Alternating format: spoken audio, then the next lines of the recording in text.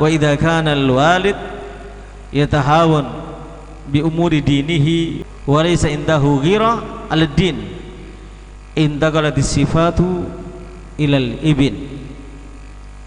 Jika keberadaan seorang ayah mengabaikan atau meremehkan urusan-urusan yang bertalian dengan agama dan tidak mempunyai kecemburuan untuk agamanya, maka sifat-sifat itu akan pindah kepada anaknya.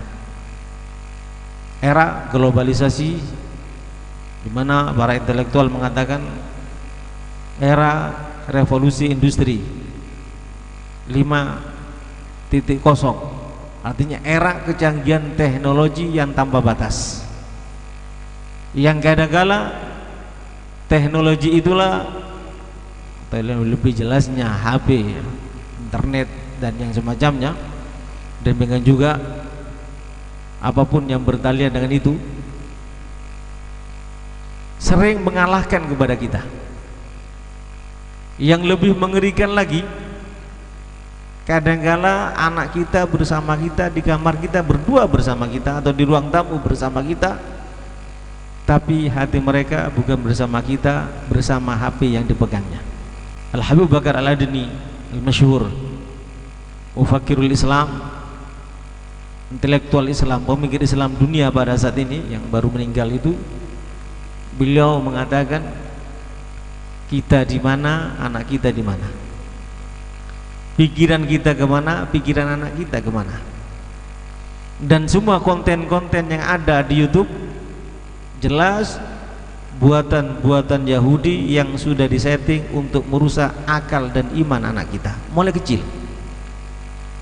Sejak dini kadangkala maaf anak baru bisa melek, baru bisa lihat, yang disuguhkan pertama kali oleh orang tuanya adalah HP. Anak yang umur 1 tahun, 2 tahun, bahkan sampai dewasa, hampir 24 jam waktunya hanya bersama HP. Dan kita tidak tahu bagaimana kejiwaan anak kita. Kita tidak tahu apa yang dipikirkan oleh anak kita. Iman kita kemana, imannya anak kita kemana. Anak kita lebih beriman kepada HP dan konten-konten yang dilihatnya daripada iman kepada Allah dan Rasulnya. Ini yang diingatkan oleh Al-Habib Abu Bakar Al-Adni al-masyhur. Oleh sebab itu, sebetulnya urusan agama itu mudah, tapi jangan digampangkan, jangan dipersulit. Oleh sebab itu, jika seorang ayah, jika kepala keluarga, jika orang tua sudah tidak perhatian kepada urusan agama atas dirinya, orang tuanya juga ngasih contoh yang tidak baik, 24 jam HP, sholatnya sering terlambat, itu akan dilihat oleh anaknya dan direkam oleh anaknya. Pendiri Gontor mengatakan, al-ummu madrasatun, madrasatul ula, in a'dattaha a'datta sya'ban tayyibal a'raqi. Ibu itu adalah sekolah pertama dan utama. Jika kita mempersiapkan ibu untuk anak kita, berarti istri kita, kita persiapkan dengan pikiran-pikiran keagamaan, dengan Al-Quran, dengan ketaatan kepada Allah dan Rasulnya, dengan sujud dan rukuk dan kebaikan-kebaikan yang dia lakukan, dengan sendirinya apa yang dilakukan oleh istri kita akan direkam oleh anak kita dan akan ditiru oleh anak kita. Dan istri kita tidak akan menjadi seperti itu kalau kita sebagai imam tidak mencontohkannya. Oleh sebab itu, Al-Habib Muhammad bin Ahmad Asy-Syadili, pengarang daripada syarah Yaqutun Nafis, beliau mengatakan, idza kana rabbul baiti bitufi dhariban fala tulmi sibyana fihi ala raqsi. Ini pepatah yang dikutip oleh Habib Muhammad bin Ahmad As-Syadili. Pepatah ini cukup terkenal. Apa artinya? Jika keberadaan tuan rumah, itu ayah, ibu, senang memukul rebana atau genderang, suka menabuh alat-alat musik, maka jangan salahkan jika semua penghuni rumah menjadi ahli nari. Kalau kita bisa memukul alat musik, anak kita menjadi penari, jangan salahkan. Kalau kita membunyikan musik, anak kita menjadi pemusik, jangan salahkan anak kita, karena kita yang memberi contoh. Kalau kita 24 jam yang kita tunjukkan kepada anak kita adalah HP, dan HP, jangan salahkan kalau anak kita rusak akal dan imannya sebelum dewasa karena HP yang kita tunjukkan di hadapan mereka. Ini yang disampaikan oleh para ulama dan diingatkan oleh baginda Nabi Muhammad, inna dina yusrun walan yusadda hal-din illa ghalabahu. Agama itu mudah, dan siapapun yang berlebih-lebihan untuk mempersulit dalam urusan agama, pasti agama itu akan mengalahkan. Artinya termasuk dengan kemajuan teknologi era revolusi industri 5.0 ini, apabila kita tidak perhatian, maka anak kita akan hilang dari hadapan kita. Badannya bersama kita, tapi otak dan cara berpikirnya bukan cara kita dan otak kita berpikir. Oleh sebab itu, Al-Imam Ghazali dalam Ihya'nya mengatakan, ma ajdar bil aulad al-iktida bil aba wal ajdad. Alangkah layaknya bagi semua anak jika meneladani para bapak dan para kakeknya. Dan dikatakan oleh Imam Ghazali, bisa dibaca itu di kitab Ihya juz 4 halaman 3,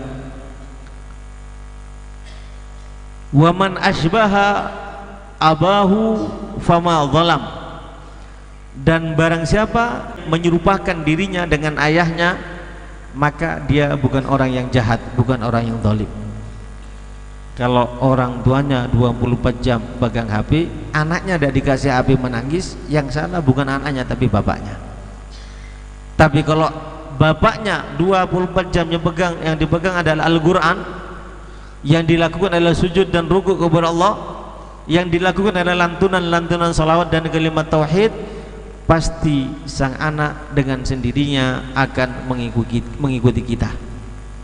Oleh sebab itu, baginda Nabi Muhammad SAW kenapa bisa mendidik istrinya dan kenapa bisa mendidik para sahabatnya menjadi manusia mulia, bahkan termulia di muka bumi ini, karena Nabi Muhammad pada saat mendidik anak, istrinya, cucunya, keluarganya, sebelum Rasulullah mendidik mereka, Rasulullah SAW memberi contoh kepada mereka bagaimana cara melakukan kebaikan.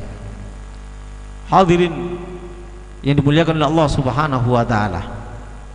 Dengan demikian, maka kita lihat bagaimana santun dan sopannya dan bagaimana beradab dan berakhlaknya sahabat Rasulullah sallallahu alaihi wasallam, keluarga Rasulullah dan istri Rasulullah sallallahu alaihi wasallam.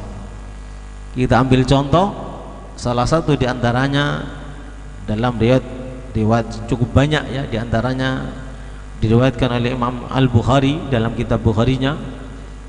Contoh yang paling gampang, pada saat ada beberapa orang datang ke rumah Rasulullah, orang-orang Yahudi datang kepada Rasulullah sallallahu alaihi wasallam, lalu mereka mengatakan, assalamu alaikum, wahai Muhammad, matilah kamu. Wahai Muhammad, mudah-mudahan kamu kena racun dan mati dengan segera. Sangat kurang ajar kepada baginda Nabi Muhammad sallallahu alaihi wasallam. Maka Sayyidatuna Aisyah radhiyallahu anha yang mendengar makian orang-orang Yahudi menjawab dengan spontanitas tanpa dipandu oleh baginda Nabi Muhammad sallallahu alaihi wasallam. Apa jawaban Aisyah radhiyallahu anha? Alaikumussalam, mudah-mudahan kamu yang mati duluan. Atau assalamualaikum walla'na, mudah-mudahan kamu yang mati duluan, mudah-mudahan kamu yang terusir dari rahmat Allah Subhanahu wa taala. Lalu Rasulullah sallallahu alaihi wasallam bersabda, mahlan ya Aisyah, alaiki birrifiq wa iyyaki bil unfi wal fuhshi ai at-takallum al-ghabi. Tenanglah wahai Aisyah, lembutlah kamu dan dalam bersikap, dan jauhilah sikap kasar atau kata-kata keji. Dan kata Aisyah, ya Rasulullah, apa anda tidak dengar Rasulullah apa yang diucapkan? Lalu Rasulullah SAW bersabda, innallaha yuhibbur rifqa fil amri kulli. Sesungguhnya Allah Subhanahu wa taala mencintai kelembutan dalam semua urusan. Hadis riwayat Imam Muslim bersumber dari Sayyidatuna Aisyah radhiyallahu anha. Dalam hadis yang lain, baginda Nabi Muhammad SAW menyampaikan, innallaha rafiqun yuhibbur rifqa. Sesungguhnya Allah Subhanahu wa taala maha lembut, mencintai kelembutan. Wa yu'ti 'alal rifqi ma la yu'ti 'alal unfi. Dan Allah Subhanahu wa taala memberikan kepada kelembutan atau sikap lembut yang kita lakukan hal-hal yang istimewa yang Allah tidak berikan kepada kita pada saat kita bersikap kasar. Begitulah baginda Nabi Muhammad SAW mendidik istrinya dan memberi contoh yang baik kepada istrinya. Bukan hanya melarang, tapi Rasulullah menjawabnya, alaikum. Kalau kamu apa yang kamu doakan, mudah-mudahan kamu juga dapat. Hanya itu jawaban Rasulullah, alaikum. Bukan alaikumul la'na, bukan alaikumussalam, tidak sebagaimana kata-kata Aisyah. Jadi Sayyidatuna Aisyah radhiyallahu anha melihat Rasulullah dan menegur Rasulullah kenapa tidak membalas memaki. Tapi juga Rasulullah hanya mengatakan, mudah-mudahan kamu juga. Kenapa tidak membalas memaki? Karena kata Rasulullah, dengan alasan-alasan tadi itu. Allah senang kepada kelembutan. Dan Rasulullah SAW juga menyampaikan, innar rifqa la yakunu fi syai'in illa zana wala yunza'u min syai'in illa syana. Hadis ini dikutip dan dinukil serta ditulis oleh Al-Habib Abdullah bin Alawi Muhammad Al-Haddad dalam kitab Nasaih Diniyahnya, yang artinya sesungguhnya kelembutan itu tidak akan ada pada apapun kecuali akan memperindahnya. Kita bertutur kata lembut, maka kata-kata kita akan menjadi indah. Kita bersikap lembut, maka sikap kita akan menjadi indah. Kita berakhlak yang lembut, menegur orang yang melakukan kesalahan dengan lembut, maka semuanya akan menjadi indah. Namun sebaliknya, wala yunza'u min syai'in illa syana, dan tidak dicabut dari sesuatu kecuali akan memperburuknya. Sebagaimana yang pernah kita sampaikan dalam majelis ini, bagaimana baginda Nabi Muhammad SAW dikejar oleh Suraqah, seorang yang ahli dalam peperangan, karena terpengaruh dengan iming-iming akan mendapatkan 100 unta apabila mampu membawa Rasulullah ke hadapan orang-orang kafir pada waktu itu. Maka Suraqah mengambil kuda yang paling bagus dan yang paling hebat dalam pengejaran, dan membawa budaknya yang paling bagus, yang paling pandai untuk melakukan peperangan, dibawa oleh Suraqah mengejar Rasulullah karena ingin mendapatkan 100 unta. Namun apa gerangan yang terjadi? Tatkala mendekat kepada Rasulullah, kaki kudanya masuk dalam tanah dan Suraqah jatuh terpelanting. Sampai berkali-kali, sampai 3 kali. Yang diantaranya mengatakan, wahai Rasulullah tolonglah aku, wahai Muhammad tolonglah aku. Setelah ketiga kalinya dia katakan, aku tidak akan melakukan apa yang ingin aku lakukan, aku akan meninggalkan engkau ya Rasulullah kalau engkau menolong aku. Akhirnya ditolong oleh Rasulullah, kudanya bisa keluar dari dalam tanah dan Suraqah juga dibangunkan dari tempat jatuhnya. Lalu Suraqah pada saat itu berjanji akan melindungi Rasulullah dan berjanji tidak akan bercerita kepada bangsa Quraisy, orang-orang kafir pada waktu itu yang memusuhi Rasulullah, semuanya yang ada di Mekah, tidak akan bercerita agar Rasulullah tidak terkejar oleh orang-orang kafir. Dan apa gerangan yang terjadi? Lebih dari itu, Suraqah masuk Islam. Tapi hebatnya baginda Nabi Muhammad, Dan ini yang akan kita dapatkan kalau kita memperlakukan Nabi Muhammad dengan cara baik. Suraqah mengejar Rasulullah dalam rangka karena ingin mendapatkan hadiah unta. Maka Suraqah dijanjikan oleh Nabi Muhammad akan mendapatkan mahkota, perhiasan, dan sabuk yang berharga yang dimiliki oleh Raja Kisra pada waktu itu, yang harganya mungkin lebih berharga daripada 100 unta. Artinya apa? Siapapun yang datang kepada Rasulullah, artinya mencontoh Rasulullah, menyenangkan hati Rasulullah, apapun yang diinginkan, bahkan andai kata ingin dunia pun akan dikabulkan oleh Allah Subhanahu wa ta'ala. Kalau kita mendidik anak kita dengan pendidikan-pendidikan yang diberikan oleh baginda Nabi Muhammad, mendidik istri kita dengan pendidikan-pendidikan baginda Nabi Muhammad, maka keinginan kita di dunia ini akan dikabulkan oleh Allah, karena keinginan kita merupakan keinginan baginda Nabi Muhammad SAW. Ini yang perlu kita perhatikan. Oleh sebab itu, baginda Nabi Muhammad SAW juga menyampaikan, man yuhramur rifqa yuhrumul khaira kullah. Barang siapa yang terhalang dari kelembutan, untuk bersikap lembut, tidak mampu, hanya kasar dan kaku, maka dia akan terhalang untuk mendapatkan semua kebaikan. Bahkan Allah Subhanahu wa ta'ala mengingatkan baginda Nabi Muhammad dalam sebuah ayatnya, walau kunta faddan walidal qalbi lan faddu min haulik. Kalau kamu wahai Rasulullah kasar dalam berdakwah, kalau kamu wahai Rasulullah keras hati, kaku dalam berdakwah, keras hatimu, maka lan faddu min haulik, mereka umat manusia akan lari dari sisimu, tidak akan ada yang masuk dalam agama Islam.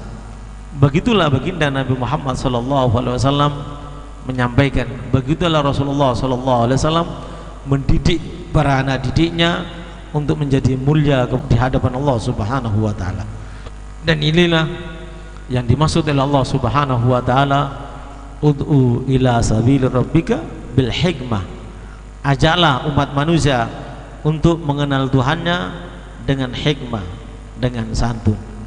Dan kita lihat bagaimana sejarah masuknya umat manusia pada masa Rasulullah kepada Islam.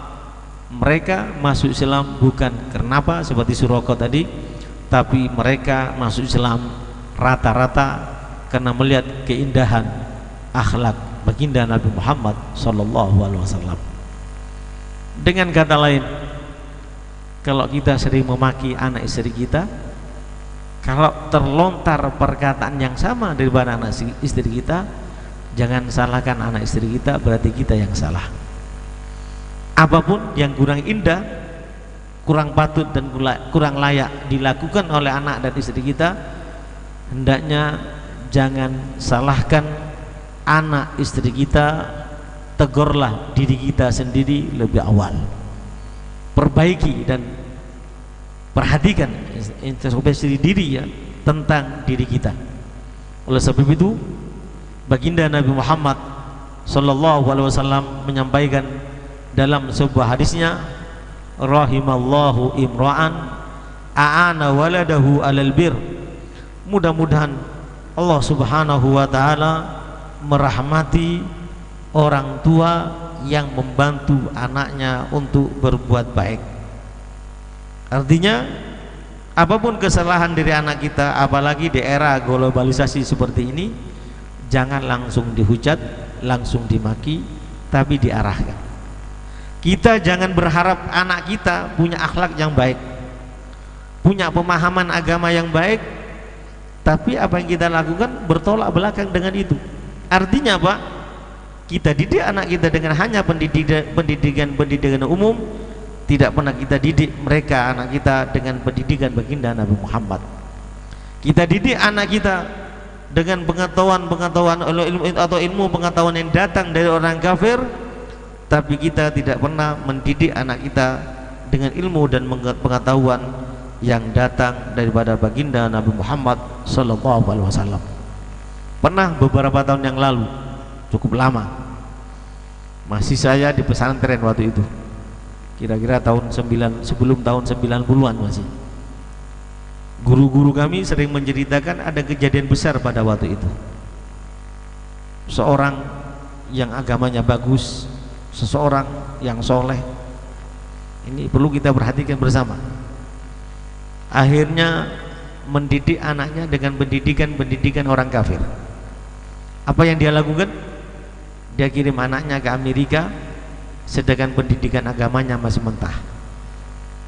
Pada saat, karena dia orang kaya, pada saat kedatangan anaknya, maka dia mengadakan pesta besar.